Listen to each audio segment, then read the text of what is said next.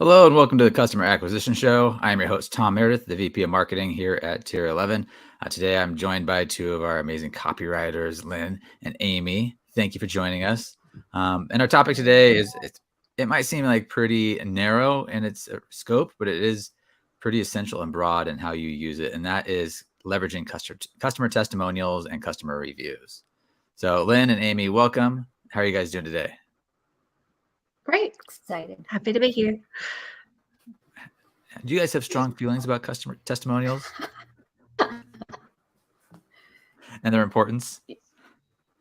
Yeah. As a copywriter, yes, but especially as a buyer too. So, it's something I use on a daily basis. And yeah, so as a consumer and as a writer, it's how we shop these days. Like thinking through it in that lens, like what's the psychology there for you, and why, especially as a consumer, like what's the psychology of a customer testimonial? The lack of trust in institutions. So I don't want to hear it from the actual company that they're great. I want to know what people like me say.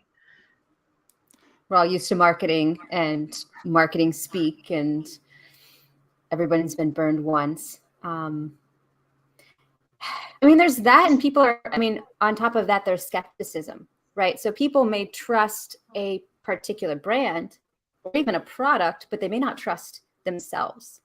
So they may know, oh, I'll work for that other person, but it might not work for me. So psychologically, having a variety of testimonials which someone can look at and go, oh, that person is just like me, or worse, and it helped them, it'll help me. And so there's a bit of this, not just mistrust of brands or institutions, but mistrust of them. Maybe it's mistrust of the product, but also mistrust of themselves and what's possible. That's a interesting perspective of because you have to speculate as a consumer, like if this product is actually going to serve your need, like the company says, and getting into the reviews, you still have this, at least me, I have this like level of like, are they a real review? Is it a paid review? But I guess we're kind of getting a little into the nitty gritty here. Yeah, I think one of the key themes lately for us has been like the customer experience. And I think this plays a key part in that customer experience of, if you do so much stuff that we've talked about recently of like getting your landing page, optimized and really a good customer or user experience, like there's this like psychological layer that I think testimonials play a key part in helping somebody make a decision while on your landing page. So Lynn, I know you were talking a little bit earlier before we hopped on about some of the things that we've learned in conversion architecture with customer testimonials. Yeah. And this is no brainer. Generally, the more the better, except maybe on opt-in pages. Those you have to be, it can get a little tricky, but otherwise testimonials, the more social proof and proof in general above the fold. So, and this is true for both info products and e-commerce. With e-commerce cart pages, we want to see video testimonials in the product images. We want to see at least a testimonial at the bottom of the above the fold, right? So above the fold is that first scroll. We want to see testimonials on the cart pages. We want to see them the whole way through, from ad all the way to after they purchase. For info products and like courses, membership sites, webinars, services, high ticket stuff, the same thing. And ideally, above the fold, as high of the fold as possible, and then all the way down. You don't want to just have them once. So we might feature a small testimonial up top, and then further down as they scroll, we might feature a story, a video and a testimonial told as a story. And then further down, we might have a series of 3 to 5 videos. And even further, we might have a wall of written testimonials, just hitting every modality. I think I would go so far as to say very few brands have too much proof. I'm not sure that's possible. Maybe at certain points, but yeah. So these are some things that we knew, but we've really learned the more we test in conversion architecture. Yeah, I'd say maybe there's diminishing returns, but there's never enough. Like, it's always better to have too many. Yeah. So, and Amy, like putting your copywriter hat on, like, how do you think about testimonials within ads, and like how broad of a testimonial do you use? Like, do you try to get like really narrow on like a specific pain point and problem that the testimonial answers, or do you try to get like a full customer story as part of that testimonial? In social media ads, I try to just pick out one component. So I might not even use the entire testimonial a lot of times. I'll just pick out that one thing. And I know Rachel always calls it a love sandwich. And I just love that, where you can just choose a little snippet of the testimonial and then kind of explain why that's important. And then you have the testimonial to back it up, and then more relevance, what makes that important. And so, yeah, just breaking it up into smaller bite-sized pieces kind of works in social, and just having a variety of maybe the full video sometimes, like Lynn said, stories are so powerful. So featuring people's entire, this was me before, this was how terrible it was, and then this happened, and then I made this choice because, and just having that framework to display the whole journey that people can just watch in a 1-minute video is helpful. Yeah. Yeah. And And there's so yeah, many going different back to ways. the love sandwich aspect, that's, and we like to come up with like funny names for a lot of the creatives we do. Like, and I know there are two testimonial specific ones. One is a love sandwich, which if you are thinking in terms of as a video editor, you start with a customer testimonial, then you show a demonstration of your product, ideally demonstrating how they would have their problem solved, and then you show another customer testimonial, and then your CTA. So that's your love sandwich. The other one that I like to use is the textimonial. So it's basically a simple quote on top of a graph, either an image or a colorful background with the testimonial. What else was I going to ask there? So you talked a bit about the like showing their full customer journey. Like, I think how we think about testimonials is kind of interesting, where it falls on this whole, like going back to Eugene Schwartz's levels of awareness. Like, the more that you can have all that contained within a testimonial, from unawareness through, whether that exists or not is another question, but through a problem aware, solution aware, all the way through like actually being the most aware and taking the action. As much of that as you can build into your customer's voice. And the best way, I think, to get your customer's voice is through these testimonials. How do you guys go about getting these testimonials? It's different for e-commerce versus service-based businesses. For a service-based info marketing type business or professional services, I mean, the best is actually contacting your client, building it into your process, and getting them on a Zoom call. I have 10 to 15 questions I like to ask, because if you just give them a form or say, hey, give me a testimonial, it'll be like, yeah, I really liked so-and-so, they were great. But that doesn't tell a story. That doesn't tell like what they were thinking about before, how they struggled, why they chose you, how they felt as they were going through the process with you, and the results after. So getting them on a Zoom and just getting them to talk, record it, and asking those questions is the best. And then you formulate it into a longer case study, shorter testimonials. You can get 1-sentence snippets. That's the best if you can get it. The other alternative would be to write a testimonial for your client and then get their approval. Hey, so you write it the way you want it and get their approval. For e-commerce, I mean, there's so many tools for review gathering and asking people for reviews. Yeah, I know, at least on our side, it's often hard to get on calls with our clients' customers, but I think that is the most powerful way. And a couple weeks ago, Daniel and I were talking about interviewing techniques, and I think that's pretty important here when you are trying to elicit these videos from customers. Like, just keep asking questions. And I think Daniel has this idea of having these long pauses and letting people just feel uncomfortable, the tension build, and let them answer in a way that is super authentic and quickly breaks through their barriers. Because people will filter. They'll filter when they write, and they'll filter when they speak. So it is important to get the really good voice of the customer language. Yeah. I think this is Anthony asking a question again. if I remember correctly from last week. He asked, how much time do you spend gathering testimonials from calls, Zoom, etc.?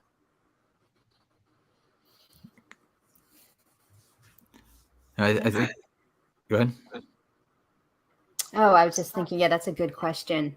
I mean, if it's for, our clients, that really depends on our clients and their customers. Some have that process built in, and for others, it's more of a, hey, let's schedule something and get it, get a process going.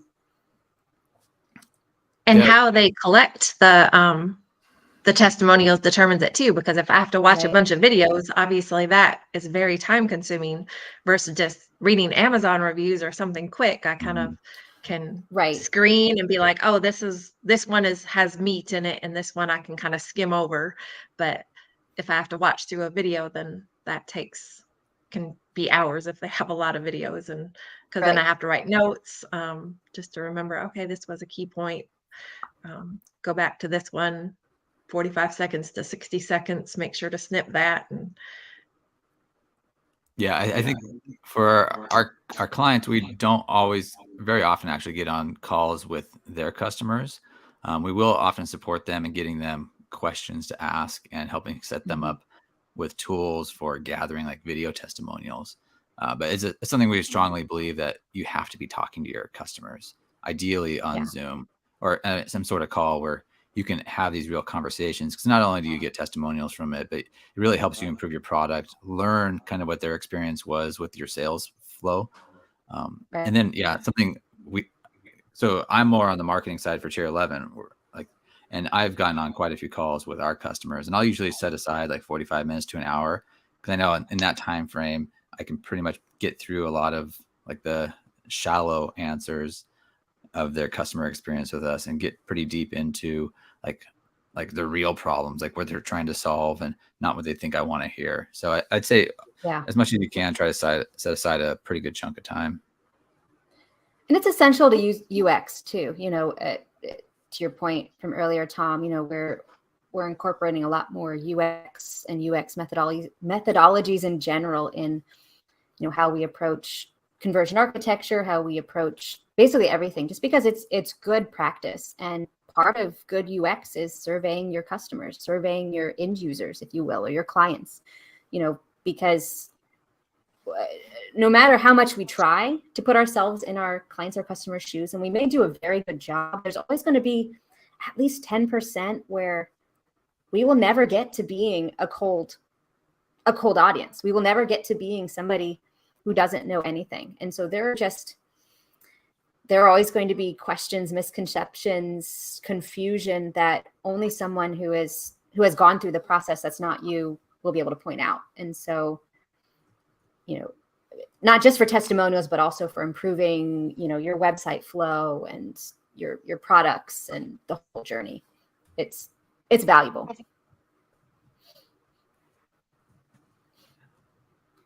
Anthony, I was just typing back to Anthony. He's like, we're only 14. He's like, we're only 14 minutes in. We're already talking about AI. He was talking about AI, and I was like, well, we can get there for sure. And I think AI is, I think taking these long testimonials and breaking them down or identifying key points is an ideal use for AI. Like, you don't have to worry about it hallucinating too much.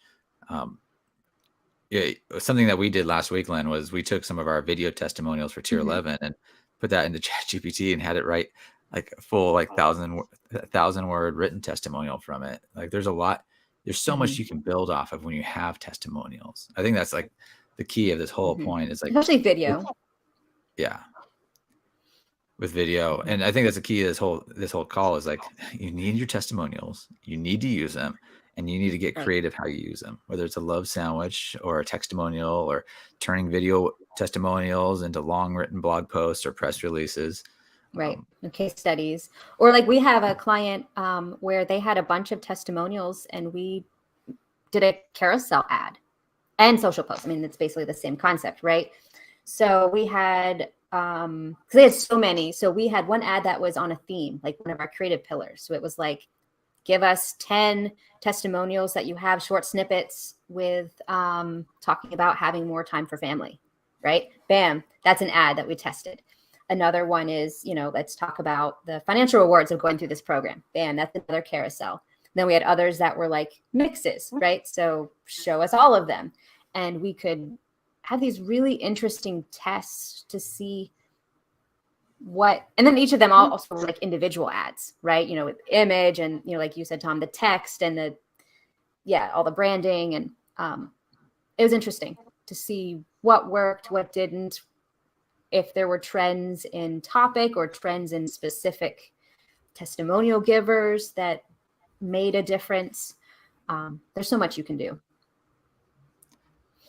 Yeah. And like it's really the voice of the customer. As much as we think that we are the ones selling something, the more you can use your customer's own voice in your copy is really going to help you sell your product or get more opt-ins. And if we think through, like Rachel has this quote all the time, I think I'm going to butcher it, but your brand isn't what you are saying to the world. Your brand is what people say about you when you're not around. And the more you can get what people are saying about you into your brand, the more your brand is aligned with your customer, and the easier the process is for somebody to become part of your brand who are like your current customers. It goes back to trust, right? If you've actually been in business for as long as you say you have, if your product is as good as you say it is, you will naturally have other people sharing their success or sharing how much they love it. So it becomes this kind of inherent, do I have words? Trust factor, because subconsciously everybody knows this. It costs nothing for somebody to open up a shop and say, hey, we have the best whatever, and put on fancy labels. Like, we're in an era where that stuff is completely accessible. What can't be manufactured, well, can, but you always get caught, and the FTC always slaps you, and it always comes out in the end. But what generally can't be manufactured on a dime is testimonials, customer feedback, that user-generated content. And so on its face, I think that's why it works so well in today's era. Whereas it used to be, Mad Men times, people would say, it's the best. And, and people would be like, yeah, okay, sure, it's the best. I'm going to clip my coupon and send it in and get the best because right. Some ad men said it was the best. We're so beyond that. It's just the maturity of the markets that we're in now, and the maturity of the platforms. Like, the more mature, the more specific, the more trust you have to build. How about negative testimonials? You guys use negative testimonials at all? Ooh, like the one with the coffee shop. That's the one I was thinking of. Like, this is like what experience what when Yelp reviewer called the worst coffee of her life or something.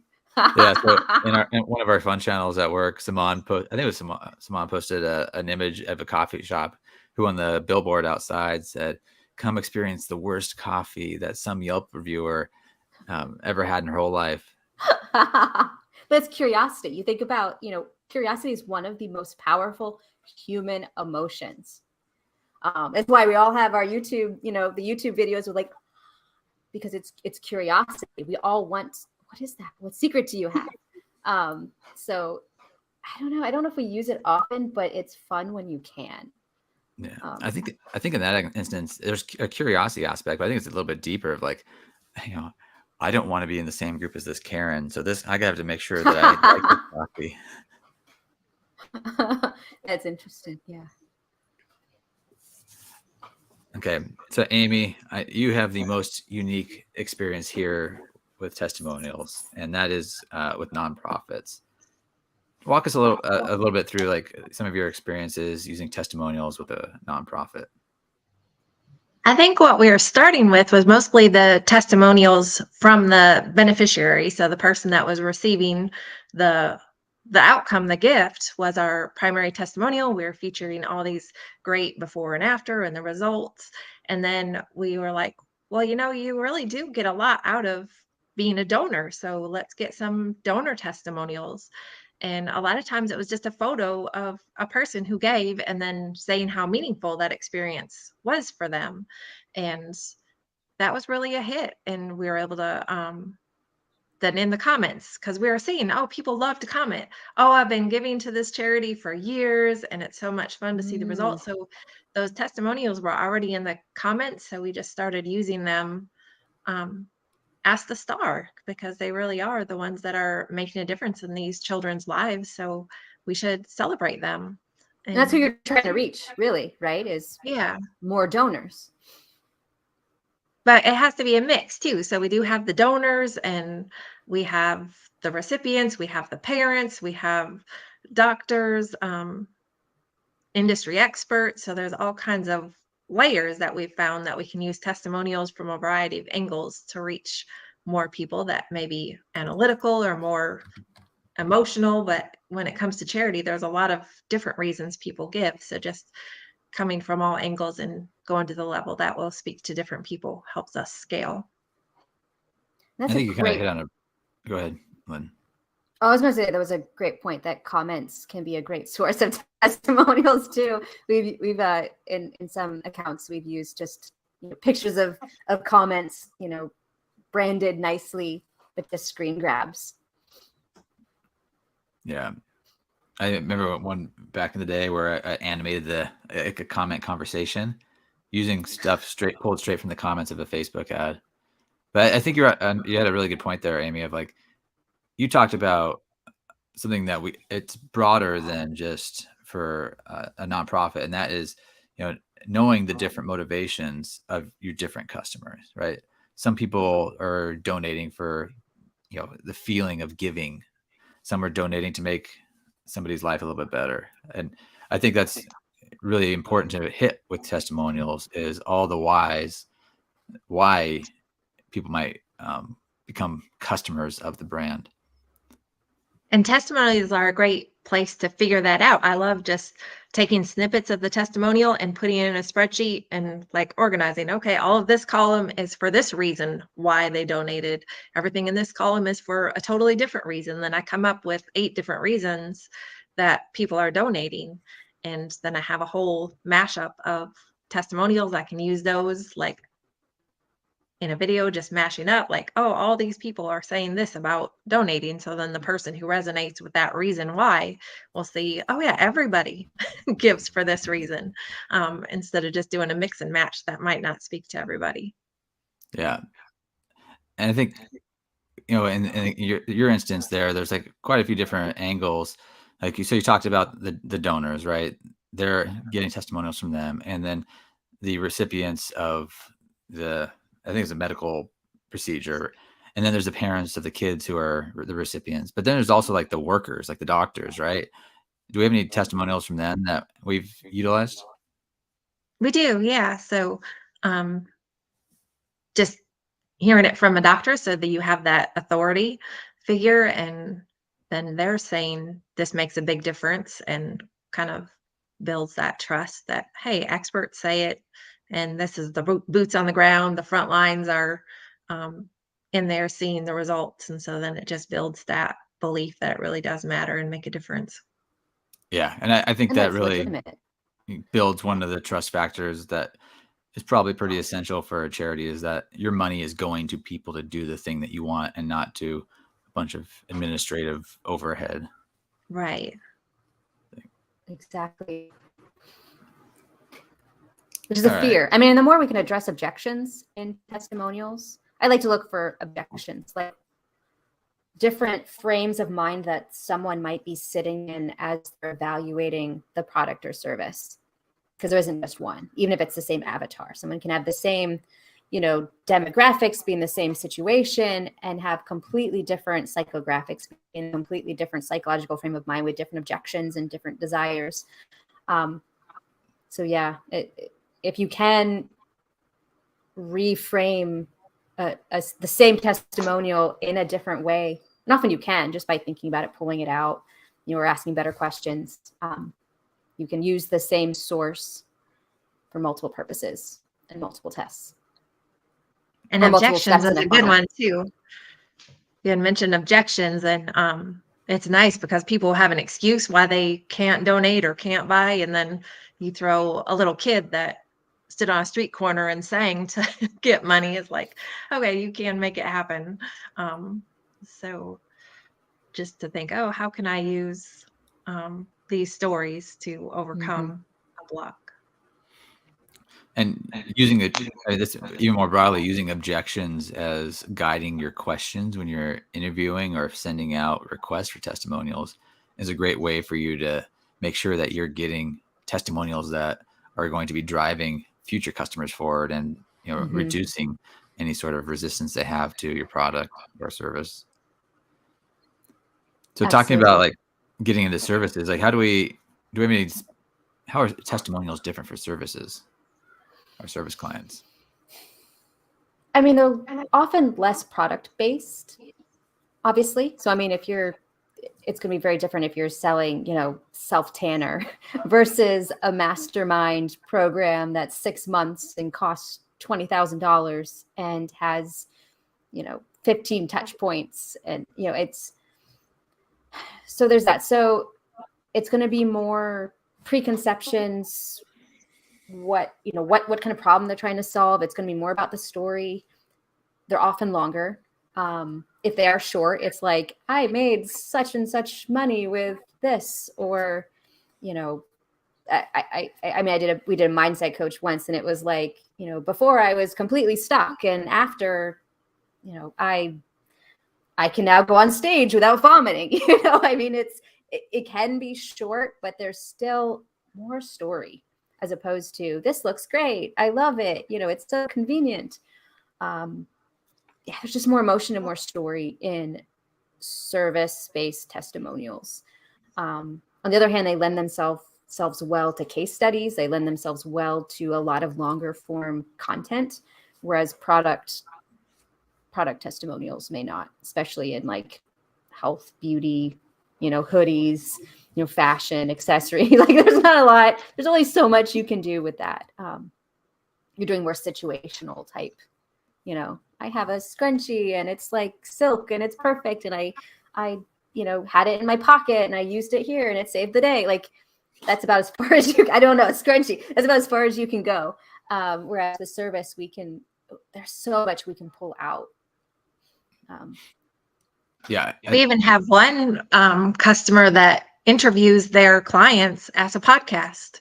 So they do an hour-long interview that is just talking about how hard their life was before and how great it is now. Exactly. And all those pain points. So I mean, it's perfect for understanding customers, because it is their customers, and just explaining their firsthand. And that's content that other people can't steal. So if you think about stories, right? So one type of story that you use in marketing is your customer stories, your client stories.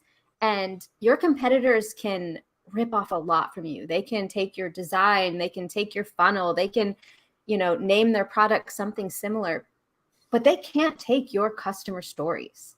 And so the more you have of them, like, especially like on video, like Amy, like that interview is perfect. The more you have of those, the less your competitors are going to be able to, they can't steal those, right? So that's, even if just for that purpose, you have to get these.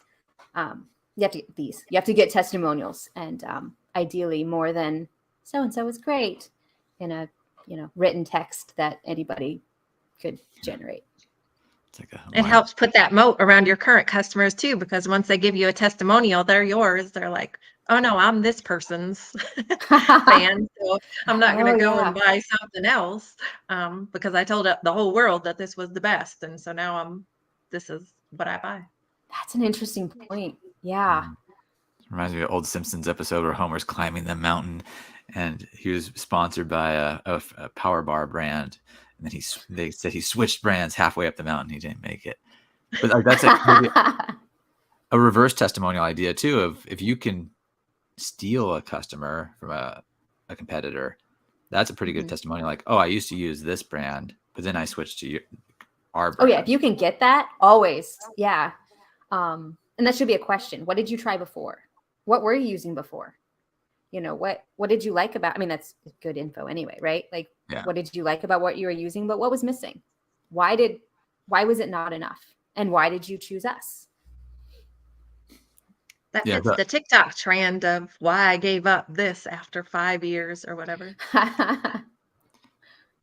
Yeah, I think TikTok is like the prime example of why testimonials are so powerful. Because like TikTok is just authentic generally. Like it doesn't feel highly produced, at least my own personal TikTok feed. Like it's very feeling like people are just being honest. And if they talk about a product, I'm more likely, if I've seen them a lot of times, I'm more likely to go at least investigate that product. Maybe they're really good actors and I've been fooled, or, maybe they're just, hopefully they're just being open and honest. I don't know. I'm optimistic. But I think going back to the service testimonial idea, and this is, I guess, a pretty powerful overall, but with service testimonials, you're really trying to capture a feeling. Like you can't really demonstrate a service particularly well. So the testimonials are the most powerful thing that you have in your toolbox of like the feelings involved, whether that's like, I know we have a lot of personal injury lawyers that we work with where, the testimonials for those clients are like, the insurance company was screwing me around and such lawyer. Or even before it. I love personal injury testimonials. I love pulling them out into a nice story. But it's even before that. Like one guy, it was like, I was just I had a side job. I was, delivering pizzas, on the side, and I was on my bike and everything was great. It was such a nice day. And I looked, there was nobody, and out of nowhere, a truck hit me. Right. So even starting the before of like their status quo, their life is completely upended, how they felt, maybe they thought they were okay and then they discovered they weren't, who the lawyers they talked to, and then why they chose the law firm they did. And then we can go a little bit into the experience, but yeah, hitting on the emotions of, or like, I thought that the system would help me. Like I thought I would be covered and I wasn't. And kind of that realization, back to your point, Amy, of trusting the system, right? The realization that the system isn't designed to help you. The insurance company isn't your friend. The medicals, no one's going to pick up the tab and, we don't have universal health care. The medical system isn't going to pick up the tab. You're stuck, and then everything that cascades with it. They're horrible situations, but they're, from a copywriting perspective, there's a lot to work with. It's fun to write. That might be a terrible thing to say, but there's a lot to work with and to really craft an emotionally compelling story in 200, 300 words that can really help move the needle on conversions. And we're copywriters, so we always have a happy ending. So there's no tragedy. Exactly. Marketing always ends well. Right. You got to sell the hope, right? Yes. Yeah. Anthony agrees with Dylan about what you said about PI law firms. He says the story matters, and lots of victims don't even know how the system is designed against them. Right. Yeah. So the testimonials learning is education too, right? So if an education from the victim's perspective, with their preconceptions. I love to incorporate preconceptions of, I thought it would be this way. I thought I could just call, my insurance company and I would get a check. Like as much as I can use their language, especially with law, across all areas of law, the average legal consumer knows nothing. And what they do know is often a misconception based on some horror story they heard from their friend or what they saw on, Law and Order. So it's really important for our legal clients to have testimonials, which also educate, as well as supporting copy. But yeah, that's a really good point. The testimonials serve education, serve to educate. Yeah. And it's really there also to smooth over objections that a potential client might have. Because, at least my own bias is that, there's lawyers have a certain, like, they're just money out there for the money. And when you can use a testimonial to really showcase how helpful a lawyer can be in the process, like that really helps break down that barrier. Absolutely. Yeah. Especially, law, I think, is one of the, among all of the service industries, law, I think, is the one that needs the most objection preconception busting. We even have, like, on some of our pages, we put in FAQs that are objection busting and the myth reframing. People don't know, you know. Yeah, and then other service stuff that we've done, I think, like medical procedures. I don't think we have like a varicose vein one, but things where you could really showcase how this has changed somebody's life and how they. So like, there's an appearance aspect in a lot of these, like whether it's plastic surgery or other stuff, but it's really the feeling. It's always trying to get down to the feelings of these things, like right, like what's the feeling that you went from to where you are now, like.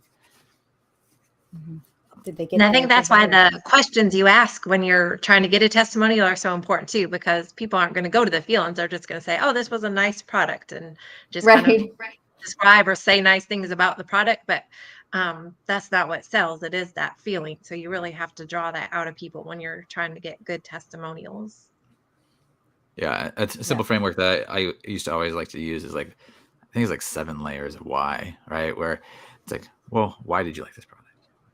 Well, why did you like that about that? It's just like trying to ask why for each of those questions, like you're a 4-year-old. Yes. Eventually they run out of surface level things to say and kind of get down to, well, I really wanted to feel a certain way again. Yep. All that vulnerable stuff that people are actually thinking. And this is true of all copy. The closer we can get to putting in our marketing what somebody is thinking but won't say, the better we'll do. Because if we can show that we know what they're thinking, then they'll trust us with other stuff. Oh, well, if you know me well enough to know what I'm really feeling but don't tell anybody, you must really know your stuff. You must really know what you're doing. You must have been doing this for a long time. So it's so important to get voice of the customer, deeper motivations, voice of the customer in your testimonials and in your copy. The other thing with testimonials is to not make all of your testimonials these grandiose results. So there's a tendency to only include your best results, the big wins, the best before and afters. But you want to sprinkle in some that are believable, because believability is an important part of buying. Someone has to believe, again, what's possible for them. And if they really have hangups where they don't believe they can earn a lot of money, or they don't believe they can lose weight, or they don't believe whatever, right? They need to see that, hey, it'll work even for those little results that they want. So having some early stage testimonials, like they only earned 1,000 as opposed to 100,000 in their business or something, sprinkling those in to attract those people can help boost conversions too. Counterintuitive, but it's psychology. And I think using Amazon reviews is a great place to get a lot of that information. Not the 5-star reviews and not the 1-star reviews, because 5-star reviews, like those are easy. Anybody can write that and just say, oh, this is a great product. But it's really those 2, 3, and 4-star reviews that are like, they really want to like the product, and they're gonna be honest and tell you exactly what they're feeling about it. And that's a place to really dig in, not just for customer testimonials, but for areas of improvement of the product and better. And it's a really good place to pull copy and video ideas as well. Yep. Amy, any other like interesting uses of testimonials that you've seen over your, I guess, 5 years here? Is it 5 years yet? You're pretty or longer, right? I was trying to decide if July 1st or June 15th or whatever it was is going to be 5 or 6 years, but it's been a while. Yeah. Any other like testimonial stuff that sticks out for you in that time frame? I guess just one strategy that I always do is I read the 1-star testimonials of all the competitor products to know what people don't want or don't like.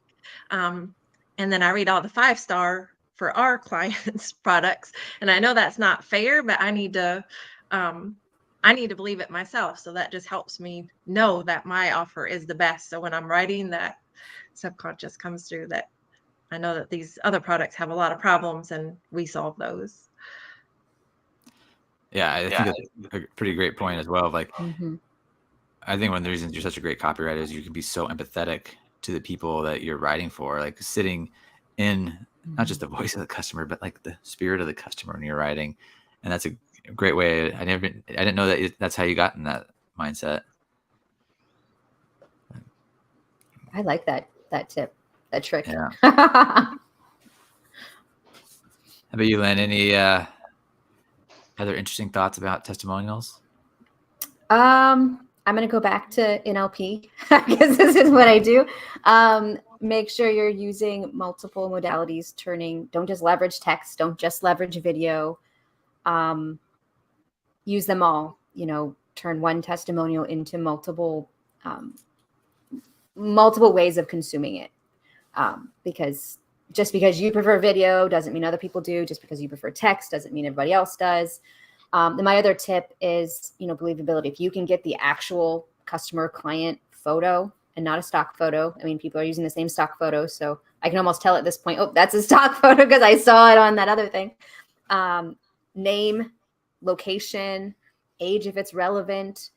Get all of that info because it will add, if you have the legal ability to do so, because it will add to believability.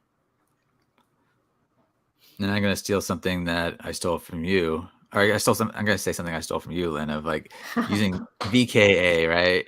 Visual, kinesthetic, and audio, like language in the testimonials. So try to get some testimonials where people talk about like how things made them feel. Other testimonials, so that's the kinesthetic aspect. Then there's language around like, oh, I saw these results.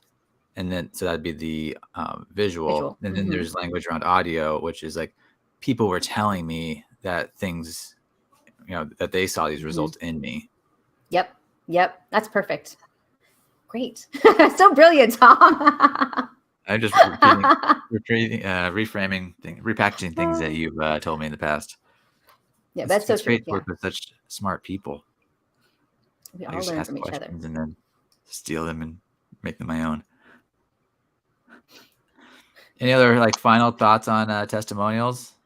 I mean, I think we've gone pretty deep here and across all modalities and different ways to get it. I guess just don't think that you're bothering your customers. I mean, people want to give their opinions, so let them be a part of your community. Create that community by asking for testimonials. Yeah. And if you have a community, that's a really great place. Like, see the conversations that people are having in those groups and talk within those groups. That's a great point. And this is, I think, one of the reasons UGC has also done so well is those are kind of de facto testimonials in a lot of cases. But then there's this, I think, going to be a resistance to non-real customer content, right? So it's easier and easier to get UGC and even actor-generated content. I think it's really essential that you can stand out in the crowd by getting real customers getting you content. So, all right. Well, if nobody has any other questions and you guys don't have any other amazing points, or you gals don't have any other amazing points. All right. Well, Amy and Lynn, thank you so much for hopping on today. I really enjoyed going deep on this subject of leveraging customer testimonials. And anybody who's watching out there, I'd strongly suggest you figure out a way to integrate testimonials in all the things you do. And if it's not the testimonial itself, use your customer's language. Like, that's something we're so strong on here, is like taking customers' language and inculcating it into all of the marketing that we put out there, and the paid advertising, the creative, and then the after the click experience. Well, thank you. And thanks for joining today. If you enjoyed the show and found it useful, please like and subscribe and share with your friends and coworkers. And if you're interested in learning more about how Tier 11 can help grow your brand and help you, get more voice of customer in all of your marketing, head over to tier11.com. Well, thank you very much. And until next time, I'm Tom Meredith, and I'll see you later.